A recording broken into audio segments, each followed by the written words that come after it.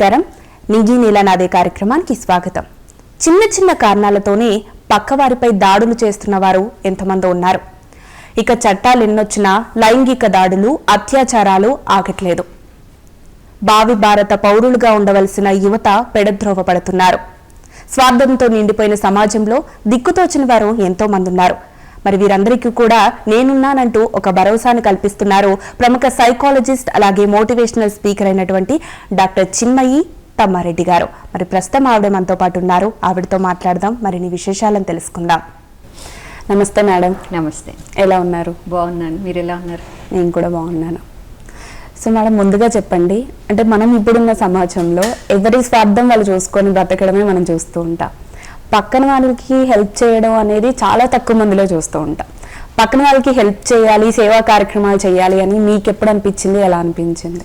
నాకు తెలిసి ఈ విషయం గురించి నేను కాంటెంప్లేట్ చేసినప్పుడు నాకు అర్థమైంది ఏమిటి అంటే, ఇలాంటి భావాలు మనకి తెలియకుండానే చిన్నప్పటి నుంచి, మనం పుట్టినప్పటి నుంచే ప్రారంభమవుతాయి అనిపించింది నాకు. ఎందుకంటే నా జీవితంలో నేను చూసినట్లయితే ఎప్పుడు నేను హ్యాపీగా ఉంటూ, ఏ సందర్భంలో అయినా సరే అది నాకు తగ్గట్టుగా మార్చుకుంటూ హ్యాపీగా ఉంటూ, అలాంటి ఒక మైండ్ సెట్ తోటి, దాంతోపాటు చుట్టూ ఉండే వాళ్ళు కూడా హ్యాపీగా ఉండాలి అనేటువంటిది నాకు ఎప్పుడూ ఉంది అది. సో అది అలా హ్యాపీగా ఉండడం అనేది నాకు మా అమ్మ దగ్గర నుంచి వచ్చింది. అది మా అమ్మలో చూస్తూ ఉంటాను ఎక్కువగా, ఏ సందర్భంలో అయినా సరే హ్యాపీగా ఉంటుంది అనమాట. తర్వాత వచ్చేసి చుట్టూ ఉండే వాళ్ళు బాగుండాలి, వాళ్ళకి సహాయం చేస్తూ ఉండాలి అనేది మా నాన్నగారి దగ్గర చూశాను. అది మా ఫాదర్ దగ్గర నుంచి వచ్చింది. సో నేను టీనేజ్లో ఉన్నప్పుడే నేను నా ఫ్రెండ్స్ మేము కలిసి స్లమ్స్కి వెళ్ళేవాళ్ళం. ఇక్కడే హైదరాబాద్లో స్లమ్స్కి వెళ్ళి వాళ్ళందరినీ గ్యాదర్ చేసి, వాళ్ళు 7 తర్వాత అలాగ పనులు చేసుకుని వస్తారు కదా, సో అప్పుడు వాళ్ళందరినీ ఒక చోట గ్యాదర్ చేసి వాళ్ళకి ఎలా ఉండాలి, వాళ్ళు హైజీన్ ఎలా మెయింటైన్ చేయాలి, ఆలోచనలు ఎలా ఉండాలి, ఎట్లా డెవలప్ అవ్వాలని దాని గురించి నేను టీనేజ్లో ఉన్నప్పుడే అలాంటి సర్వీస్ అనేది స్టార్ట్ చేశామన్నమాట. సో అక్కడి నుంచి స్టార్ట్ అయ్యి నా ప్రయాణము ఒక్కొక్కరిని చూస్తున్నప్పుడల్లా ఎప్పుడూ ఒకటే లోపల థాట్ ఏంటంటే, నా చుట్టూ ఉండేవాళ్ళు హ్యాపీగా ఉండాలి. సో అందుకని ఏంటంటే అట్లాగా ఆ లెస్ ప్రివిలేజ్డ్ వాళ్ళకి ఏదో ఒక రకంగా సహాయం చేయాలి అని ఒకటి, ఇంకొకటి పెద్దవాళ్ళు వయసు అయిపోయినటువంటి వాళ్ళు ఉంటారు కదా, సో వాళ్ళ మీద ఎక్కువ ఎంపతి ఉంటుందన్నమాట. సో అలాగా చిన్నప్పటి నుంచే ప్రారంభం అయిపోయింది అది నా లోపల. Super super. సో మీ అమ్మ నాన్న గురించి చెప్పారు కాబట్టి కొంచెం క్యూరియాసిటీగా ఉంది తెలుసుకోవాలి అని చెప్పి, మీ ఫ్యామిలీ గురించి కూడా చెప్పండి. నా ఫ్యామిలీ గురించి తీసుకున్నట్లయితే, డాడీ అగ్రికల్చర్ యూనివర్సిటీలో రీసెర్చ్లో సెంట్రల్ గవర్నమెంట్ది దాంట్లో వర్క్ చేసి వాలంటీర్ రిటైర్మెంట్ తీసుకున్నారు. సో నాన్నగారి పేరు బాలగంగాధర్ తమ్మారెడ్డి అండ్ అమ్మ పేరు రాణి తమ్మారెడ్డి. సో నాకు ఒక అన్నయ్య ఉన్నారు, ఆయన యుగంధర్. తెలుగు ఇండస్ట్రీలో విఎఫ్ఎక్స్లో చాలా వెల్ నోన్ పర్సన్ తను, విఎఫ్ఎక్స్ డైరెక్టర్ తను. So all well known movies name it he's there. ఇప్పుడు ప్రెసెంట్ దేవరా మూవీకి కూడా తన VFX director. And younger brother also ఈ ఫీల్డ్లోనే వర్క్ చేసేవాడు. ఇప్పుడు యుఎస్లో తను సెటిల్ అయిపోయాడు అనమాట తన వైఫ్ తోటి.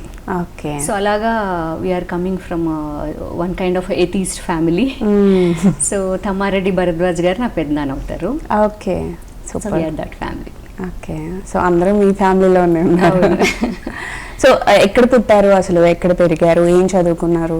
నేను పుట్టడం వచ్చేసి నిజామాబాద్లో డాడీ జాబ్ చేస్తుండేవాళ్ళు. రుద్రూర్ ఫామ్ హౌస్ అని ఉండేది, అగ్రికల్చర్ యూనివర్సిటీది, అక్కడ పుట్టాను నేను. సో అక్కడి నుంచి తర్వాత మళ్ళీ ట్రాన్స్ఫర్స్ అవుతూ కరీంనగర్ వెళ్ళి తర్వాత ఫైనల్గా హైదరాబాద్లో సెటిల్ అయ్యి, సో అలాగా జరుగుతూ ఉంది. సో నేను సోషల్ సర్వీస్ స్టార్ట్ చేసి దాని తర్వాత ఇమోషనల్ ఇంటెలిజెన్స్ కోర్సెస్ అండ్ దాని తర్వాత వచ్చేసి సైకాలజీ కోర్సెస్ అవన్నీ కంప్లీట్ చేసి, and also I got honorary doctorate also in psychology and social services. Super. So అలాగా నా జర్నీ కంటిన్యూ అవుతుంది. మేడం, ఇక మీరు ఒక సైకాలజిస్ట్ అలాగే మోటివేషనల్ స్పీకర్ కూడా. ఇప్పుడు మనం చూస్తే సమాజంలో అత్యాచారాలు ఎక్కువైపోయాయి, ప్రేమ పేరుతో హత్యలు కూడా ఎక్కువైపోయాయి. ఇట్లాంటివి చాలా చూస్తున్నాం. అంటే ఈ మధ్య మనం ఎక్కువగా ఈ అత్యాచార ఘటనలే ఎక్కువగా చూసాం. అంటే వీటికి మెయిన్ కారణం ఏంటంటారు? అసలు అత్యాచారాలు, హత్యలు చరిత్రలో ఎప్పటి నుంచే ఉన్నాయి, మన చరిత్రలో జరుగుతూనే ఉన్నాయి. కానీ ఏంటంటే అవన్నీ కూడా ఎక్కడో వాళ్ళ వ్యక్తిత్వంలో ఒక డిస్టర్బెన్స్ ఉండి, వాళ్ళు చాలా అంటే వాళ్ళ బ్యాక్గ్రౌండ్ చాలా క్రూరంగా ఉన్న పరిస్థితుల్లో ఉన్న వాళ్ళైతే కనుక అది అలా ఉండేది. పదవుల కోసం కావచ్చు, అలాగే రకరకాలుగా ఉండేది. అవును. కానీ ఇప్పుడు ఎలా ఉందంటే మన కన్సర్న్ యంగర్ జనరేషన్, అవును, టీనేజర్స్ని తీసుకున్నట్లయితే ఇప్పుడు వాళ్ళకి ఇలాంటివన్నీ ఎక్కువ అలవాటు అయిపోతూ ఉన్నాయి. ఎందుకోసం అలవాటు అవుతున్నాయి అంటే, ఒకటి ఇప్పుడు సమాజంలో ఏది ఎక్కువగా ఉందంటే స్వేచ్ఛ కావాలి, ఫ్రీడమ్, వీ వాంట్ ఫ్రీడమ్, అవును, ఎలా అయినా ఉండాలనుకుంటున్నాం. సో అవును. మనకి స్వేచ్ఛ అనేది ఎంత ఇంపార్టెంటో కండిషనింగ్ కూడా అంత ఇంపార్టెంట్. ఎస్, అంటే ఎలా ఉండాలి, ఎలా ఉండకూడదు, బౌండరీస్ అనేవి ఉండాలి, చాలా ఇంపార్టెంట్ అది. సో బేసిక్గా 4 స్టేజెస్లో మనకి ఒక ఇన్ఫ్లుయెన్స్ అనేది జరుగుతూ ఉంటుంది. అవును, ద ఫస్ట్ స్టేజ్ వచ్చేసి ఏంటంటే మన పేరెంట్స్ దగ్గర మనం ఎలా ఉండాలి అనేది నేర్చుకునేది పేరెంట్స్ దగ్గర. దాని తర్వాత వచ్చేది స్కూల్స్లో, ఆ తర్వాత సొసైటీ అండ్ సోషల్ మీడియా, తర్వాత సెల్ఫ్.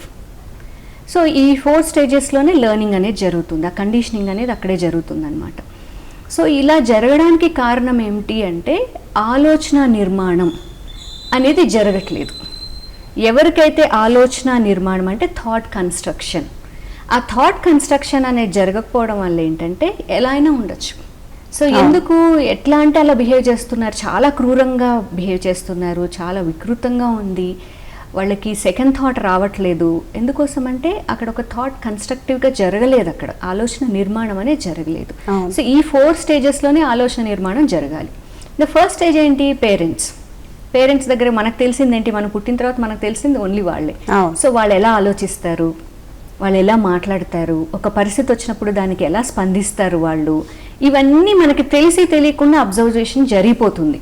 మనకి కాన్షియస్గా అన్కాన్షియస్గా కూడా లెర్నింగ్ జరుగుతుంది. సో అక్కడ ఒక థాట్ కన్స్ట్రక్షన్ అనేది జరుగుతుంది. ద సెకండ్ స్టేజ్ ఏం జరుగుతుంది? స్కూల్స్లో. సో ఈ స్కూల్స్లో ఇప్పుడు ఎలా ఉంది అంటే ఎంతసేపు కాంపిటీషన్ అండ్ కంపారిజన్. ఎవరు ఏ బ్యాగ్ తెచ్చుకున్నారు, ఎవరు ఏ మొబైల్ యూస్ చేస్తున్నారు, ఎలాంటి డ్రెస్ చేసుకున్నారు, ఎలాంటి కార్లో వస్తున్నారు, ఏ స్టేచర్ మెయింటైన్ చేస్తున్నారు, అన్ని స్టేజెస్లోనూ అదే జరుగుతుంది ఆ కాంపిటీషన్.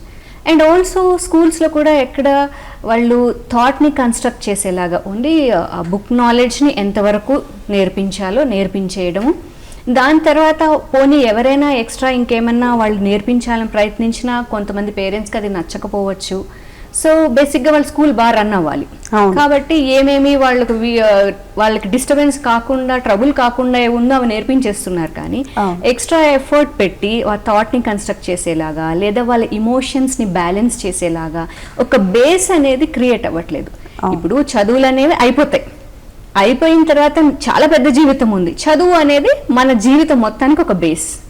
కానీ ఆ బేస్లో మనం ఏం చదువుకుంటున్నాం అంటే బుక్స్ నాలెడ్జ్ మాత్రమే తెలుస్తుంది, కానీ జీవన విధానం గురించి నేర్చుకోలేకపోతున్నారు. సో స్కూల్ అయిన తర్వాత వాళ్ళు జీవితంలోకి అడుగు పెడుతున్నారు. ఆ అడుగు పెట్టేటప్పటికి వచ్చేటువంటి ఛాలెంజెస్, ఇమోషనల్ ఛాలెంజెస్ కావచ్చు, రకరకాల ఛాలెంజెస్ ఉన్నాయి. అదే పెద్ద జీవితం. అవును. సో అది ఇక్కడ నేర్చుకోవడం అవ్వట్లేదు. తల్లిదండ్రుల దగ్గర చూస్తారా, తల్లిదండ్రుల దగ్గర ఏంటంటే చాలామంది యాక్చువల్గా ఇప్పుడు పేరెంట్స్ ఇద్దరూ వర్క్ చేస్తేనే కానీ ఫ్యామిలీ నడవదు. అందరూ మన బ్యాక్గ్రౌండ్స్, అందరూ రిచ్ ఫ్యామిలీస్, వాళ్ళు వర్క్ చేయకపోయినా జరిగిపోతుంది, అది చాలా తక్కువ పర్సంటేజ్. ఇద్దరూ కష్టపడితేనే కానీ జరగట్లేదు. సో దాంట్లో ఏమవుతుంది, ఎంత టైం పిల్లలకి ఇవ్వగలుగుతారు వాళ్ళు? వాళ్ళు ఫుడ్, షెల్టర్, క్లోదింగ్, చదువు ప్రొవైడ్ చేసేస్తున్నారు పిల్లలకి. సో వాళ్ళు స్కూల్ నుంచి వచ్చేటప్పుడు ఎక్కడ ఆగుతున్నారు, ఎవరితో మాట్లాడుతున్నారు, ఇంటికి వచ్చిన తర్వాత ఏం చూస్తున్నారు, ఏమేమి జరుగుతుంది అనేది వాళ్ళ మీద టైం పెట్టడానికి వాళ్ళకి టైం లేదు పేరెంట్స్కి. సో ఎక్కడ వాళ్ళ థాట్ డిజైన్ చేయగలుగుతారు, వాళ్ళ మైండ్ ఎలా డిజైన్ చేయగలుగుతారు, టైం లేదు వాళ్ళకి. సో బికాస్ అందరూ సర్వైవల్లో వెళ్ళిపోతూ ఉన్నారు. పోనీ ఎప్పుడైనా ఏదైనా ఒకటి పెద్దగా జరుగుతుంది, పిల్లలు ఏదో తప్పు చేస్తే అప్పుడు వాళ్ళని కొట్టేయడం, వాళ్ళని తిట్టడం, అంతకు మించి వాళ్ళతో క్వాలిటీ టైం స్పెండ్ చేయడానికి వీళ్ళకి లేదు, అవకాశమూ లేదు. దానివల్ల ఏంటంటే సో ప్రాపర్ థాట్ కన్స్ట్రక్షన్ అని అక్కడ జరగట్లేదు. అండ్ ఆల్సో స్కూల్స్లో వాళ్ళకి ఇబ్బంది కాకుండా స్కూల్స్కి ఏదైతే నేర్పించగలిగా చేస్తున్నారు, కానీ ఎక్స్ట్రా ఎఫర్ట్ పెట్టే స్కూల్స్ చాలా తక్కువ. పోనీ ఎక్స్ట్రా ఎఫర్ట్ పెట్టారు అనే స్కూల్స్ ఉంటే దాంట్లోకి జాయిన్ చేసేవాళ్ళు చాలా తక్కువ. ఎందుకంటే మనకి అన్నీ ఏం కావాలి, మనకి ర్యాట్ రేసే కావాలి కదా, అందరికీ గుంపుగా అందరూ ఒకేలాగా అన్నిటిలోనూ ఫస్ట్ ర్యాంక్స్ వచ్చేసేలాంటివి, గొప్పగా చెప్పుకునేలాంటివి, మా పిల్లలు ఆ స్కూల్లో ఉన్నారు తెలుసా అని చెప్పుకునేలాంటివే కావాలి. కానీ నిజంగా లైఫ్ స్కిల్స్ నేర్పించే స్కూల్స్లో ఎంతమంది ఇంట్రెస్ట్ చూపిస్తారు? లేదు. సో అలా ఏంటంటే సెకండ్ థింగ్ అక్కడ మనం ఫెయిల్ అవుతున్నాం. మూడోది ఏంటంటే మనకి ఈ థాట్ డెవలప్మెంట్ ఎలా జరుగుతుంది సోషల్గా, అవును. అంటే సమాజంలో జరిగేటువంటివి గ్రూప్గా, అంటే గ్రూప్ థాట్ ఏదైతే జరుగుతూ ఉందో దాన్ని మనం ఎక్కువ అడాప్ట్ చేసుకుంటూ ఉంటాం, అది చాలా కన్స్ట్రక్ట్ చేస్తూ ఉంటుంది. సో సొసైటీలో బేసిక్గా ఇప్పుడు ఎక్కువ అందరూ ఫాలో అవుతుంది ఏంటంటే మనుషుల కంటే కూడా social media. Yes, so much of access ఇప్పుడు ఏ కంట్రీలో ఏం జరుగుతున్నా కంటిన్యూస్గా ఏదో ఒక ట్రెండింగ్ కదా. సో ఈ సోషల్ మీడియాలో నా కన్సర్న్ ఎక్కడ అంటే ఓటీటీ ప్లాట్ఫామ్స్. కోవిడ్ దగ్గర నుంచి అది చాలా యాక్టివ్ అయ్యింది. దాంట్లో చాలా విషయాలు ప్రతి ఒక్కరికి యాక్సెస్ వచ్చేసింది, పిల్లలు కూడా చూస్తున్నారు, అన్ని ఏజెస్ వాళ్ళు చూస్తున్నారు.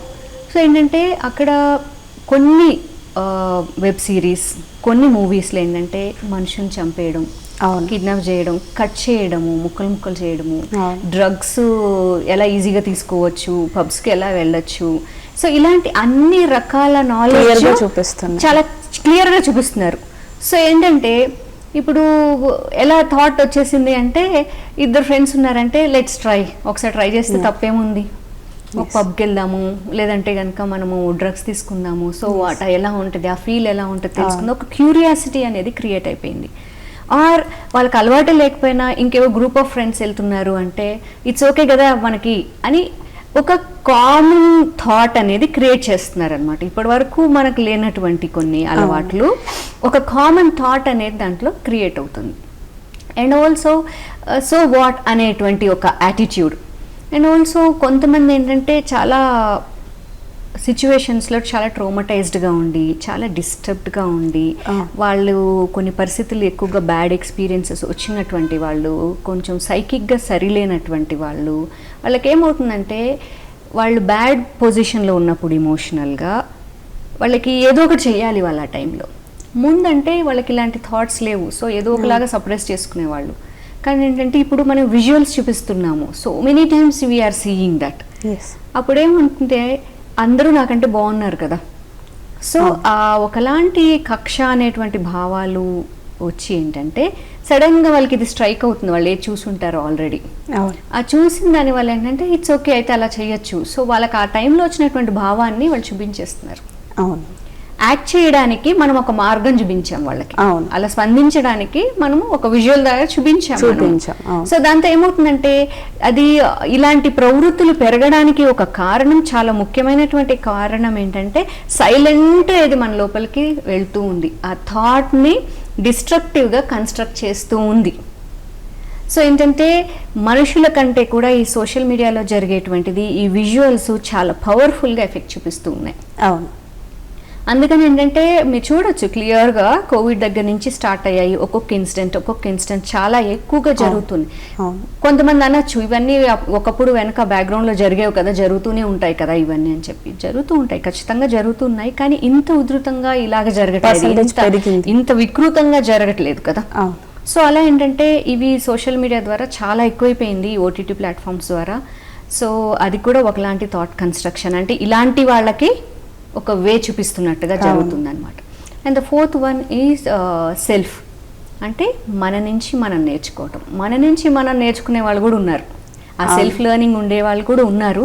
వాళ్ళు దే ఆర్ లైక్ అమేజింగ్, అంటే ఎన్ని సిచ్యువేషన్స్ వచ్చినా వాళ్ళు ఎన్ని పరిస్థితులు ఎదుర్కొన్నా సరే వాళ్ళని వాళ్ళు కొన్ని లిమిట్స్ పెట్టుకుంటూ, కొన్ని కండిషనింగ్ పెట్టుకుంటూ, ఏది మంచి చెడు అని చూసుకుంటూ వాళ్ళకు ఉండేటువంటి సమస్యల్ని అధిగమిస్తూ గ్రో అయ్యేటువంటి వాళ్ళు కూడా ఉన్నారు.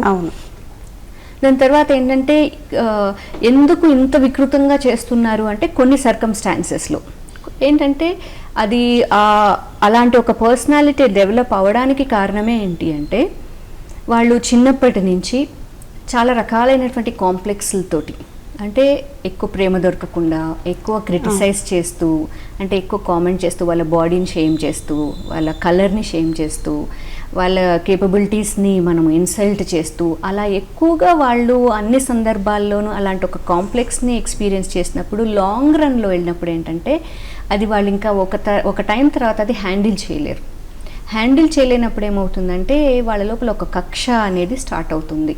అంటే నన్ను ఎంత హర్ట్ చేస్తున్నారు కాబట్టి I want to hurt others, ఇంకా అది తీర్చుకోవాలి లోపల, మనసు అలా మారిపోతుంది అన్నమాట. సో అప్పుడు అది అక్కడ మంచి వాళ్ళని బాధ పెడుతున్నామా, తప్పు చేసిన వాళ్ళని బాధ పెడుతున్నామా, ఎవరిని మనం కష్టపెడుతున్నామా అనేది ఉండదు అక్కడ. ఎందుకంటే వాళ్ళ ఉద్దేశంలో అందరూ బాగున్నారు, తను వాళ్ళ ఒక్కరికే అన్యాయం జరిగిపోయింది. సో అలాంటి ఆ డీప్ ట్రోమా ఉన్నటువంటి వాళ్ళు సైకిక్గా మారిపోతారు. సో వాళ్ళు అలా బిహేవ్ చేయడానికి ఛాన్స్ ఉంది. రెండోది వచ్చేసి లైఫ్లో మానిటర్ చేసేవాళ్ళు లేక, అంటే వాళ్ళకి బాగోగులు చెప్పి అర్థం చేపించి దారిలో పెట్టి అట్లా మానిటర్ చేయకుండా అలా కేర్లెస్గా వదిలేసే పేరెంట్స్ ఎంతోమంది. ఎందుకంటే వాళ్ళకి ఆ నాలెడ్జ్ లేదు అండ్ వాళ్ళకి టైము లేదు. సో అలా బిహేవ్ అంటే వాళ్ళు అలా మానిటర్ చేయకపోతే, పర్సనాలిటీని సరిదిద్దకపోతే అలా మారిపోయే ఛాన్సెస్ ఉంటాయి. అండ్ ఆల్సో థర్డ్ వన్ వచ్చేసి లాట్ ఆఫ్ ఫ్రీడమ్, చాలా స్వేచ్ఛ. ఇప్పుడు కొన్ని హై క్లాస్ సొసైటీకి వెళ్ళారు అంటే వాళ్ళకి అన్నిటిలోనూ ప్రతి ఒక్కటి వాళ్ళకి ఈజీగా ప్రొవైడ్ అయిపోతుంది. వాళ్ళకి అన్ని రకాల సో ఏంటంటే చిన్నప్పటి నుంచే ప్రైవసీ, వాళ్ళకి సెపరేట్ రూమ్స్, అండ్ ఆల్సో వాళ్ళ రూమ్లోకి ఎవరు రాకూడదు, వాళ్ళకి ఏది కావాలన్నా వెంటనే జరిగిపోవాలి. సో పేరెంట్స్ కూడా వాళ్ళ స్టేటస్ మెయింటైన్ చేయడానికి అడిగినవన్నీ ఇచ్చేస్తారు. సో అలా ఏంటంటే విపరీతమైన స్వేచ్ఛ ఇచ్చినప్పుడు కూడా ఏమవుతుందంటే మనుషులతోటి ఆ పరస్పర బంధము అనేది తగ్గిపోతూ వస్తుంది. అండ్ ఆల్సో ఫీలింగ్స్, షేరింగు, మాట్లాడాలు, సెన్సిటివిటీ ఇలాంటివి ఉండవు అనమాట. ఇంకా ఆ సెన్సిటివిటీ లేనప్పుడు ఇతరులు బాధపడతారు అంటే ఇతరులతోటి మనుషులతోటి పరస్పరంగా రిలేట్ అవుతూ ఉన్నప్పుడే కదా అర్థమవుతుంది ఒకరు హర్ట్ అవుతారు, అలా చేయకూడదు, ఇలా ఉండాలి అనేవి అర్థమవుతాయి. సో మనుషులతో కాకుండా ఎంతసేపు స్టేటస్తోనే డీల్ చేస్తూ ఉంటే, ఎంతసేపు ఆ గ్యాడ్జెట్స్ లేదంటే కనుక ఒక షో ఆఫ్, సో దీంట్లోనే పోతూ ఉంటే ఆ సెన్సిటివిటీ ఎక్కడి నుంచి వస్తుంది? సో ఏంటంటే అలా విపరీతమైనటువంటి ఫ్రీడమ్ వచ్చినప్పుడు కూడా ఒక టైం తర్వాత ఏంటంటే ఎవరిని మనం హర్ట్ చేస్తున్నామా అని తెలీదు. హర్ట్ చేసినా ఇతరులు బాధపడుతున్నా that's okay for them. So అలాంటి సిచ్యువేషన్స్ నేను కొన్ని ఫ్యామిలీస్లో చూస్తూ ఉంటాను, అందుకనే చెప్తున్నాను. సో ఏంటంటే ఇలాగా థాట్ కన్స్ట్రక్షన్ అనేది డిఫరెంట్ స్టేజెస్లో జరుగుతూ ఉంటుంది. అయితే ఇలాంటివి ఆగాలి అంటే దానికి నిజంగానే ఈ 4 స్టేజెస్లో కూడా ఎవ్రీబడీ ఈజ్ రెస్పాన్సిబుల్. ఇవన్నీ ఎలా జరిగినా సరే ఫైనల్గా ఒకటి ఉంది, సెల్ఫ్ లెర్నింగ్ అనేది ఉంది కదా, అక్కడ నియంత్రణ అనేది జరిగితే ఎవరికి వాళ్ళే నేర్చుకొని ఏది నాకు మంచిది, ఏది కరెక్ట్ అనేది ఎవరికి వాళ్ళు నేర్చుకోగలిగితే మాత్రము థింగ్స్ క్యాన్ చేంజ్. సో ఇప్పుడు మనం చూస్తే madam pub culture, drugs culture ఎక్కువైపోయింది. అంటే ఏవి ఎక్కడ దొరుకుతున్నాయో అందరికీ చాలా ఈజీగా తెలిసిపోతుంది. అది కాక పబ్స్కి ఇప్పటివరకు కొంచెం స్టేటస్ ఉన్న వాళ్ళే వెళ్ళేవాళ్ళు, ఇప్పుడు అలా కాదు, మిడిల్ క్లాస్ పీపుల్స్ కానీ అందరూ వెళ్తున్నారు. అవి కూడా ఈ అత్యాచారాలు జరగడానికి కానీ ఇట్లాంటి వాటికి కారణం అవుతున్నాయి కదా. అవును, తప్పకుండా. అంటే మనకి ఎలాంటి ఒక సిచ్యువేషన్ ఏర్పడుతుందంటే ఒక థాట్, రాంగ్ కాన్సెప్ట్ అనేది ఒకటి ఏర్పడిపోయింది అందరికీ. ఏంటంటే ఫ్రీడమ్, స్వేచ్ఛ, నాకు నచ్చినట్టు నేను ఉంటాను, నాకు నచ్చినట్టు నేను ఉంటాను అనేది ఒకప్పుడు ఏంటంటే అబ్బాయిలకి ఆ స్వేచ్ఛ ఉంది. ఇప్పుడు అబ్బాయిలకి ఆ స్వేచ్ఛ ఉంది, కానీ ఇప్పుడు ఏంటంటే అమ్మాయిలకి కూడా ఆ స్వేచ్ఛ వచ్చింది. ఎందుకంటే వాళ్ళు ఇండిపెండెంట్ అయిపోయి వాళ్ళు బాగా చదువుకుంటున్నారు, బాగా సాధిస్తున్నారు, సంపాదించుకుంటూ ఉన్నారు, వాళ్ళకి అలాంటి ఒక ఫ్రీడమ్ వచ్చింది. ఎందుకు ఎప్పుడు ఇప్పటి వరకు వీళ్ళకే ఎందుకు వచ్చింది, ఎందుకు మాకు ఉండకూడదు అనేటువంటి ఒక థాట్ తోటి ఏంటంటే ఫ్రీడమ్ అనేటువంటి ఒక రాంగ్ కాన్సెప్ట్. ఫ్రీడమ్ అంటే ఏంటి, స్వేచ్ఛ అంటే ఏంటి, మనకు నచ్చింది చేయడం, ఓకే కరెక్టే. అయితే పబ్స్కి వెళ్ళినప్పుడు మాత్రమే ఫ్రీడమా? ఇంకా మిగతా సందర్భాల్లో ఎక్కడ స్వేచ్ఛ అనేది లేదు. స్వేచ్ఛను ఎలా వాడుకుంటున్నాము అనే దాని మీద ఆధారపడి ఉంది. వెళ్ళొచ్చు, ఎవరైనా వెళ్ళొచ్చు, సరదాగా వెళ్ళొచ్చు, అది కరెక్టే. కానీ అక్కడితో ఆగలేదు కదా మనం. అక్కడ ఆగకుండా దాంట్లో ఇంకా రకరకాలు జరుగుతూ ఉన్నాయి కదా. ఎన్ని రకాలు జరుగుతున్నాయంటే అవన్నీ you can't even imagine what all can happen there. So నాకు తెలిసినటువంటి ఒక సెలబ్రిటీ ఫ్యామిలీ ఉన్నారు ముంబైలో. సో ఏంటంటే వాళ్ళకి చిన్నప్పటి నుంచి ఒక సెలబ్రిటీ లైఫే. అవును. కానీ వాళ్ళు ఏంటంటే వాళ్ళకి తనకి తాను మానిటర్ చేసుకుంటూ ఎట్లా లిమిట్స్లో ఉండాలి, ఎలా ఉండాలి, అలాంటివన్నీ పద్ధతులు ఎక్కువ అనమాట తనకి. సో తను ఒకసారి షేర్ చేస్తుందనమాట, ఇట్లాగ పార్టీస్కి వెళ్ళినప్పుడు ఇలాంటి టైంలో ఏం జరుగుతూ ఉంటుందంటే, బికాస్ మై హస్బెండ్, తన హస్బెండ్ చాలా హ్యాండ్సమ్గా ఉంటారు. సో మన ఫ్రెండ్స్ వాళ్ళందరూ ఎలా అంటే మన వాళ్ళు అనుకుంటూ ఉంటాము, నా ఫ్రెండ్స్ మనమంటే కన్సర్న్ అనుకుంటాము, వాళ్ళు మనతో చాలా బాగుంటారు. బట్ ఆ పార్టీస్కి వెళ్ళినప్పుడు ఏమవుతుందంటే వాళ్ళకి తెలియకుండానే లోపల మన మీద ఎప్పుడూ ఉంటుంది ఈర్ష్య అనేది ఉండొచ్చు, కంపారిజన్ ఉండొచ్చు. అండ్ ఆల్సో మనం హ్యాపీగా ఉండడం కూడా అందరూ ఏమి ఇష్టపడరు, బయటకు చూపించినట్టుగా ఉండదు. సో ఏం చేస్తారంటే దాంట్లో ఏదో ఒకటి మిక్స్ చేసి ఇచ్చేస్తారు, మనకు తెలియని కూడా తెలియదు. అప్పుడు మన బిహేవియర్ మారిపోతుంది, అది చూసి నవ్వుకుంటూ ఉంటారు, అది పబ్లిక్ చేస్తూ ఉంటారు. సో ఇలా ట్రబుల్స్ చాలా వస్తూ ఉంటాయి. సో నేను వెళ్ళినప్పుడు మా హస్బెండ్ని పంపించినా కూడా నేను అదే వరీ అవుతుంటాను, ఎందుకంటే కావాలని వాళ్ళు ఆయన అట్రాక్ట్ చేసుకోవడానికి కొన్ని చర్యలు చేస్తూ ఉంటారు, ఏదో ఒకటి మిక్స్ చేస్తారు. సో మనకు తెలియదు అది. సో అక్కడ ఆయన తాగి ఎక్కువైపోయి వాళ్ళు హైప్ క్రియేట్ చేసి ఇవన్నిటి ద్వారా ఏంటంటే మా ఇద్దరి మధ్యలో కూడా డిస్టర్బెన్స్ వచ్చేలాగా, సో ఇలాంటివన్నీ జరుగుతూ ఉంటాయి. మనము కంట్రోల్ తప్పేలాంటి ఒక పరిస్థితులు మనము క్రియేట్ చేసుకోకూడదు. అన్నీ అవైలబుల్గా ఉన్నాయి, కానీ ఏంటంటే కొన్ని సందర్భాల్లో మనకి తెలియకుండానే మనం కంట్రోల్ తప్పుతాం. ఆ కంట్రోల్ తప్పడం వల్ల ఏంటంటే ఇన్నేళ్లుగా మనల్ని మనం ఏదైతే కన్స్ట్రక్టివ్గా మనల్ని ఒక దారికి తీసుకొచ్చుకుంటూ ఉన్నామో లైఫ్లో, కొన్ని సందర్భాల్లో ఆ కంట్రోల్ తప్పిపోతుంది. అప్పుడు మనకే చుట్టూ ఉండే వాళ్ళ దగ్గర ఒకలాంటి ఇన్సల్టింగ్ సిచ్యువేషన్స్ వస్తాయి, మనకి కూడా అలాంటి ఇన్సల్టింగ్ మనకి నేను ఇది కాదు కదా, ఇలా అయిపోయానే నేను అనేటువంటి ఒక సెల్ఫ్ రెస్పెక్ట్ కూడా పోగొట్టుకుంటాం మనం. ఏదైనా రేప్ అటెంప్ట్ జరిగింది అని అనుకున్నప్పుడు అందరూ మాట్లాడే మాట ఒకటే, అమ్మాయిలు కరెక్ట్గా ఉండట్లేదు, వాళ్ళ బౌండరీస్ దాటేస్తున్నారు, డ్రెస్సింగ్ సరిగ్గా ఉండట్లేదు. ఈవెన్ చిన్న పిల్లల మీద కూడా ఈ అటెంప్ట్స్ జరుగుతున్నాయి మనం చూస్తున్నాం. బట్ స్టిల్ ఆ మైండ్ సెట్ అనేది పోవట్లేదు ఎవరి దగ్గర నుంచి. దీనికి కారణం ఏంటంటారు? తల్లిదండ్రులకి ఇద్దరు పిల్లలు సమానమే, సో ఇద్దరికి ప్రేమను అలాగే ఇస్తారు. కానీ ఒక వయసు వచ్చిన తర్వాత ఏంటంటే పిల్లల్లో ఒక కాలంలో అంటే అబ్బాయిలకి ఎక్కువ ఆపర్చునిటీ, వాళ్ళకి ఎక్కువ అవకాశాలు ఇవ్వడము, అబ్బాయి ఉంటాడు మనతోనే ఉంటాడు జీవితాంతం చూసుకుంటాడు అని, అమ్మాయిలు అయితే వెళ్ళిపోతారు అనేది ఒకప్పుడు థాట్. అలాంటి పర్సంటేజ్ ఇప్పటికీ కొంచెం మంది ఉన్నారు. ఇంకొక పర్సంటేజ్ ఏంటంటే అబ్బాయిలు కాదు అమ్మాయిలే బాగా చూసుకుంటున్నారు, సో అమ్మాయిలే ముఖ్యము అనేటువంటి పర్సంటేజ్ ఒకటి ఎమర్జ్ అయింది. అండ్ దెన్ ఇంకో పర్సంటేజ్ ఏంటంటే అబ్బాయిలు అమ్మాయిలు ఇద్దరూ సమానము, ఇద్దరికీ సమానంగా చూసుకోవాలి అనేటువంటి వాళ్ళు ఇంకో పర్సంటేజ్. సో ఈ కాలం ఎలా ఉందంటే ఇవి 3 రకాల దశల్లోనూ జరుగుతుంది. అమ్మాయిలు అబ్బాయిలు ఒకటే, వాళ్ళకి చదువు విషయంలో, ఆపర్చునిటీస్ విషయంలో, స్కిల్స్ నేర్చుకునే దాంట్లో సమానంగా వాళ్ళకి అన్ని రకాలుగా చెయ్యాలి. అయితే అబ్బాయిలను తీసుకుందాం. ఇప్పుడు అబ్బాయిలను తీసుకున్నట్టయితే ఏంటంటే ఈ కాలంలో అబ్బాయిలకి ఎక్కువ క్రైసిస్, అంటే ఎక్కువ కష్టపడుతున్నారు. ఎందుకని? ఒకప్పటి నుంచి అనాది కాలంగా ఏం వచ్చింది అంటే అబ్బాయిలు అనేటప్పటికి అన్ని చేతికి తీసుకెళ్ళి ఇవ్వడము, దగ్గరికి చేయటము, అన్నీ కూడా చిన్నప్పటి నుంచి అలాగ అలవాటు. వాళ్ళకి ఒకలాంటి ట్రీట్మెంట్ అలవాటు, వాళ్ళకి ఇంట్లో అలా అలవాటు. అమ్మాయిలు అనేటప్పటికి ఏంటంటే ఇప్పటికీ కూడా ఏంటంటే ఆ పనులు చేయాలి, ఈ పనులు చేయాలి, ఇవి నేర్చుకోవాలి, ఇవి చాలా ఇంపార్టెంట్ అమ్మాయి అనేటప్పటికి అనేది అలవాటు. సో కాబట్టి అమ్మాయిలకి తెలిసి ఏం చేసుకోవాలి చేసుకోకూడదు అది నేర్పించేశారు. కానీ ఇప్పుడు అమ్మాయిలు ఎలా ఉన్నారు అంటే వాళ్ళు ఇంటెలెక్చువల్గా చాలా గ్రో అయిపోయారు, కేపబిలిటీస్లో చాలా గ్రో అయిపోయారు. సో ఆపర్చునిటీస్ వాళ్ళకి వస్తున్నాయి, అన్ని అబ్బాయిలకి సమానంగా నేనేం తక్కువ కాదు అన్నట్టుగా అన్నిట్లోనూ అన్నీ సాధిస్తున్నారు వాళ్ళు. సో ఈ అమ్మాయిలు మ్యారేజ్ అనేది ఇప్పుడు ఉండేటువంటి జనరేషన్లో చూస్తుంటే అమ్మాయిలు ఏమంటున్నారంటే నేను కూడా సంపాదిస్తున్నాను కదా, నేను కూడా జాబ్ చేస్తున్నాను కదా, కాబట్టి నేనే ఎందుకు వంట పని చేయాలి, నువ్వు కూడా చెయ్యాలి. సో ఏంటంటే ఏది దగ్గర రావట్లా, అన్ని తను కూడా చేస్తేనే జరుగుతుంది. సో ఆ మ్యూచువల్ అండర్స్టాండింగ్ ఎక్స్పెక్ట్ చేస్తున్నారు ఇప్పుడు జనరేషన్ అందరూ కూడా. సో ఆ మ్యూచువల్గా ప్రతిదీ నేను ఒక చపాతీ చేస్తే నువ్వు ఇంకో చపాతీ చేయాల్సిందే, నేను ఊడిస్తే నువ్వు తుడవాల్సిందే. సో అలాంటి దానికి వచ్చేసింది ఇప్పుడు. కాబట్టి ఏంటంటే ఎక్కువ క్రైసిస్ ఎవరికి అంటే అబ్బాయిలకి ఇప్పుడు క్రైసిస్. సో వాళ్ళకి అది తీసుకోలేకపోతున్నారు, షాక్ అవుతున్నారు. ఇప్పుడు యంగర్ జనరేషన్లో జరిగిన మ్యాక్సిమం మ్యారేజెస్ ఫెయిల్ అయిపోతున్నాయి, ఎంత గ్రాండ్గా చేసినా సరే ఫెయిల్ అవుతున్నాయి. ఎందుకంటే ఆ మెచ్యూరిటీ ఇద్దరిలోనూ లేదు ఇప్పుడు, కానీ మ్యారేజెస్ జరిగిపోతున్నాయి. సో దానివల్ల ఏమవుతుందంటే చాలా ఫెయిల్ అవుతూ ఉన్నాయి. సో బేసిక్గా పేరెంట్స్లో అబ్బాయిలకి నేర్పించాల్సింది ఏంటంటే వాళ్ళ పని వాళ్ళు చేసుకోవడం. వాళ్ళకి అమ్మాయిలకి ఏం నేర్పిస్తున్నారు అన్నీ నేర్పించాలి, అబ్బాయిలకి వాళ్ళ పనులన్నీ వాళ్ళు చేసుకోవాలి, అది ఒకటి. రెండోది వచ్చేసి not just love, respecting women, అది కూడా చాలా నేర్పించాలి. ఎందుకంటే ప్రేమ ఉంటుంది కానీ ఏంటంటే రెస్పెక్ట్ రావట్లేదు, ఎంతైనా ఒకలాంటి మేలీగా వచ్చేస్తుంది.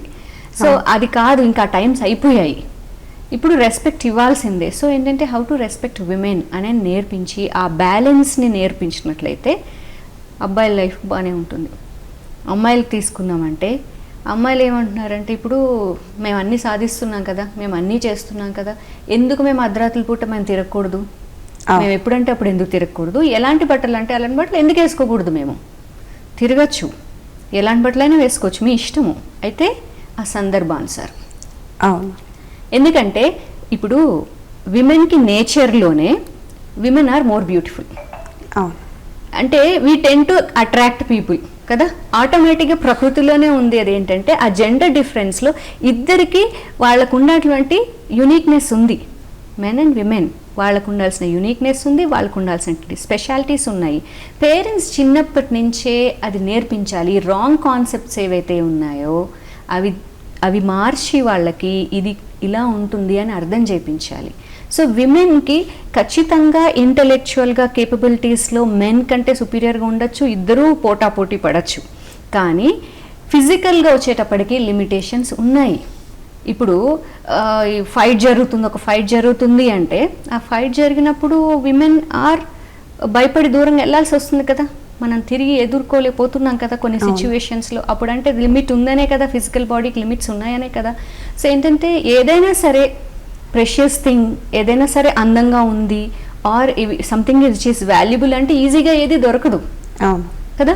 సో అలాగే women are definitely are precious, or more attractive. కాబట్టి ఏంటంటే మీరు అంత అవైలబుల్ అయిపోతే, మనం అవైలబుల్ అయిపోయి ఆపర్చునిటీ ఇచ్చి మా దగ్గర రావద్దు అంటే, ఇప్పుడు నైట్ చీకటి తీసుకోండి, చీకట్లో ఎందుకు వెళ్ళకూడదు, మేము నైట్స్లో ఎందుకు తిరగకూడదు, మనము తప్పులన్నీ జరిగేది ఎప్పుడు చీకట్లోనే. మనిషి చేసే తప్పులు ఏంటంటే వాడు చేసే తప్పులు తెలియకూడదు కాబట్టి చీకట్లో చేస్తూ ఉంటాడు. సో మనం అలాంటి సందర్భాల్లోనే మనకి ఫిజికల్ లిమిటేషన్స్ పెట్టుకొని మనము ఆ సమయంలో మనము అవైలబుల్గా ఉంటే అప్పుడు ఏమవుతుంది, we are not telling you come and disturb me అని చెప్పట్లేదు. కానీ ఏంటంటే ఆ అట్రాక్షన్ అనేది ఉంది కదా, ఉన్నప్పుడు డెఫినెట్లీ మనం ఇప్పుడు మీరు పొట్టి బట్టలు వేసుకోవచ్చు, రకరకాల బట్టలు వేసుకోవచ్చు, ఓకే.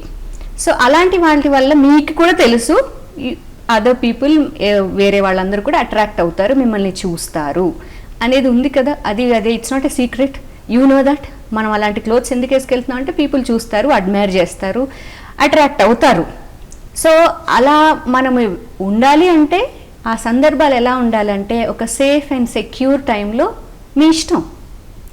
కానీ అన్ని చోట్ల సేఫ్ సెక్యూర్ కాదు కదా, అవన్నీ మనం అంచనా వేసుకోవాలి కదా. So what is freedom? మన స్వేచ్ఛ అని మాట్లాడుతున్నాం కదా, ఎక్కడ స్వేచ్ఛ, ఎలా అంటే అలా ఉండాలనుకుంటున్నాం కదా. ఎలాంటి సందర్భాల్లో, ఎలాంటి పరిస్థితులలో ఒక సేఫ్ అండ్ సెక్యూర్ సిచ్యువేషన్స్లో అయితే మీకు నచ్చినట్టుగా ఉండొచ్చు. కానీ వీ కెన్ క్యాలిక్యులేట్ కొన్ని సిచ్యువేషన్స్లో అలా ఉండదు అని మనకు తెలుసు. అలాంటి సిచ్యువేషన్స్లో జాగ్రత్తగా ఉండాల్సిందే అది. సో అలాంటి అవగాహన పిల్లలకి రప్పించాలి తల్లిదండ్రులు. ఇప్పుడు రోల్ ఏంటంటే ఏం చదువుతున్నావా, చదవట్లేదా, ఏ కాలేజ్కి వెళ్తున్నావు నువ్వు, నీకు ఎంత పాకెట్ మనీ ఇచ్చాము కంటే కూడా వాళ్ళని వాళ్ళు సెల్ఫ్ సస్టైన్ ఎలా చేసుకోవాలి, వాళ్ళ బిహేవియర్ ఎలా ఉండాలి, వాళ్ళ లోపల వాళ్ళు ఎలాంటి ఒక స్టేట్ ఆఫ్ మైండ్లో వాళ్ళు ఉండాలి, ఏ బ్యాలెన్స్ వాళ్ళకు ఉండాలి అనేటువంటి దాన్ని క్రియేట్ చేయటం, అది నేర్పించాల్సిన బాధ్యత తల్లిదండ్రులకి ఎంతైనా ఉంది. వాళ్ళకి బేస్ నుంచి ముందు నుంచి నేర్పించకుండా సడన్గా వన్ ఫైన్ డే అలా కాదు, ఇలాగే ఇంత నువ్వు జాగ్రత్తగా ఉండు అంటే సడన్గా రాదు అది. ఎందుకంటే ఇప్పుడు ఉండేటువంటి అట్రాక్టివ్ వరల్డ్లో చాలా ఈజీగా ఇన్ఫ్లుయెన్స్ అయిపోతారు. ఎందుకంటే ఎందుకు పేరెంట్స్కి చెప్పొద్దు, మన పాటికి మనం వెళ్ళిపోదాము అంటే పేరెంట్స్కి చెప్తే తిడతారని వెళ్ళిపోతారు. అయితే పేరెంట్స్కి నేను చెప్పే చేస్తాను అనేటువంటి ధైర్యము, స్వేచ్ఛ ఎంతమందికి ఉంది? ఎందుకు సీక్రెట్గా చేస్తున్నారు? ఎందుకంటే పేరెంట్స్ ఒకటి అవైలబుల్గా లేరు, ఇంకోటి ఓన్లీ వాళ్ళని ఎంతసేపు డామినేట్ చేసేలాగా, కంట్రోల్ చేసేలాగా మాట్లాడతారు. వాళ్ళని ఆ పరిస్థితికి, సమయానికి, కాలానికి వాళ్ళ మార్పులు ఎలా వస్తున్నాయో అర్థం చేసుకొని బిహేవ్ చేసే పేరెంట్స్ చాలా తక్కువ. సో అందువల్ల ఏంటంటే ఇక్కడ not just parents role is ఉంది, అలాగే పిల్లలు కూడా, అమ్మాయిలు అబ్బాయిలు వాళ్ళ డిఫరెన్సెస్, వాళ్ళ యునిక్నెస్ అర్థం చేసుకొని వాళ్ళని వాళ్ళు బ్యాలెన్స్ చేసుకోవాలి. సూపర్. అలాగే మేడం, చాలా మంది సైకలాజికల్గా వాళ్ళలో వాళ్ళు ఇబ్బంది పడుతూ ఉంటారు. కొన్ని ప్రాబ్లమ్స్ బయటకు చెప్పుకోలేరు, తల్లిదండ్రులతో షేర్ చేసుకోలేరు, ఇంట్లో ఎవరితో షేర్ చేసుకోలేరు. సో అట్లాంటి వారు ఎవరైనా కూడా మిమ్మల్ని సంప్రదించాలంటే ఎలా? నన్ను సంప్రదించాలి అంటే త్రూ ఫోన్ నెంబర్ ఉంది, నేను ఇప్పుడు చెప్తాను అది నెంబరు, అలాగే వాళ్ళు కాంటాక్ట్ చేయొచ్చు. అండ్ 1-to-1 కౌన్సిలింగ్స్ తీసుకుంటూ ఉంటారు. Okay. And also group sessions కూడా తీసుకుంటూ ఉంటారు. So Okay. వాళ్ళకి ఏది అనుకూలంగా ఉందో ఆ ఫోన్ నెంబర్కి కాంటాక్ట్ చేసి తెలుసుకోవచ్చు. 9963879298 ఈ నెంబర్కి సంప్రదించినట్లయితే కనుక మీకు అపాయింట్మెంట్స్ దొరకడం జరుగుతుంది. Thank you so much ma'am. Me valuable టైంని మా కోసం స్పెండ్ చేసి నిజంగా ఇప్పుడు సమాజంలో జరుగుతున్న విషయాలని, అట్లాగే ఎవరు ఎలా ఉండాలి, పేరెంట్స్ ఎలా ఉండాలి అన్నది చాలా మందికి అవగాహన లేదు. మీ మాటల్లో అవి నేర్చుకోవచ్చు. నాకైతే చాలా ఇంట్రెస్టింగ్గా అనిపించింది. అండ్ ఇంకా మాట్లాడడానికి చాలా ఉంది, బట్ టైం సరిపోదు. Thank you so much. Thank you so much. Thank you అండి. Thank you.